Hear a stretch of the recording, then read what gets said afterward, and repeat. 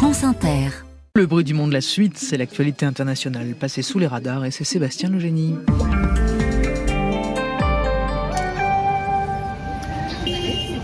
Sébastien, nous sommes au Chili, à Santiago, avec la mort hier de l'ancien chauffeur de Pablo Neruda qui soutenait depuis 50 ans que le célèbre poète était mort assassiné. Oui, cet homme s'appelait Manuel Araya. Il est mort hier à l'âge de 77 ans et pendant presque toute sa vie, en effet, il a défendu l'hypothèse que c'est la dictature d'Augusto Pinochet qui avait fait tuer Neruda, l'un de ses pires opposants.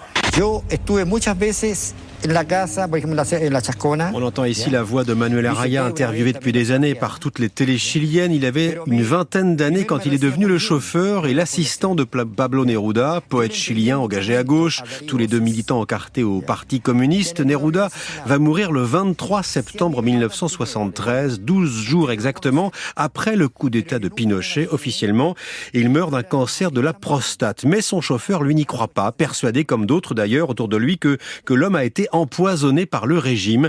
Neruda aurait succombé à une mystérieuse injection faite la veille de son départ pour le Mexique, où le poète envisageait de s'exiler pour y diriger l'opposition à Pinochet. Sceptique au début, le PC chilien va finir par porter plainte. En 2011, une enquête est ouverte. Le corps de Pablo Neruda est exhumé avec analyse toxicologique à la clé, dans lesquelles on décèle une bactérie qui peut produire des toxines mortelles, bactérie qui n'a rien à faire dans son corps, mais dont on ne connaît pas l'origine. Le panel d'experts, finalement, n'a jamais pu conclure à un empoisonnement. En Italie, le responsable d'un centre aéré se voit interdire de s'occuper d'enfants à cause de son homosexualité. Oui, ça se passe à Cesena, en Émilie-Romagne, dans un centre de loisirs catholique. Un centre aéré que devait diriger cet été un jeune majeur. Il devait prendre en charge l'organisation, l'animation avec des dizaines d'enfants, rien que de très banal jusqu'ici.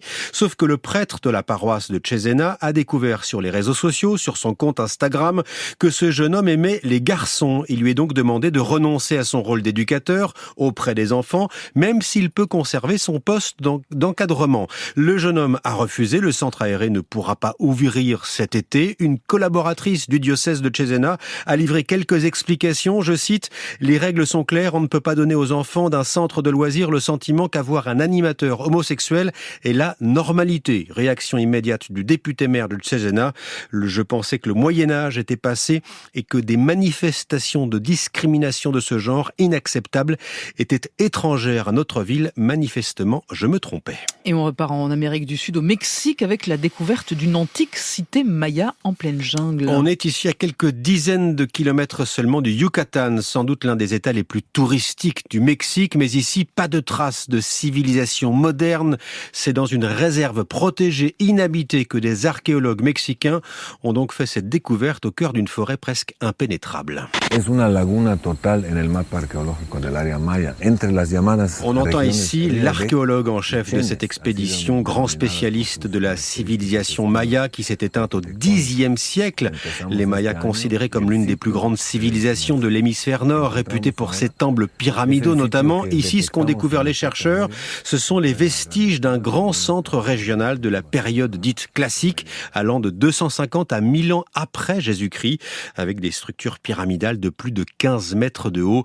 Une découverte d'une grande valeur archéologique rendue possible par les nouvelles technologies, notamment par le balayage radar d'un avion spécialisé prêté, dans ce cas, par l'université américaine de Houston. Et c'est fascinant, merci beaucoup Sébastien Legénie.